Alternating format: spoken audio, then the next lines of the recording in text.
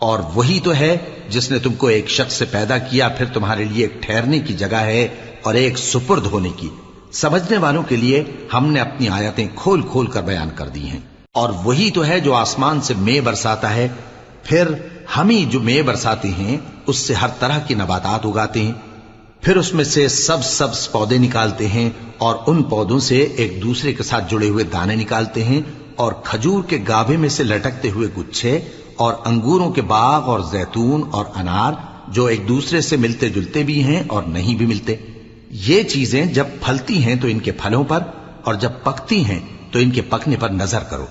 ان میں ان لوگوں کے لیے جو ایمان لاتے ہیں اللہ کی قدرت کی بہت سی نشانیاں ہیں۔ اور ان لوگوں نے جنوں کو اللہ کا شریک ٹھہرایا، حالانکہ ان کو بھی اسی نے پیدا کیا، اور بے سمجھے جھوٹ بہتان اس کے لیے بیٹے اور بیٹیاں بنا کھڑی کی،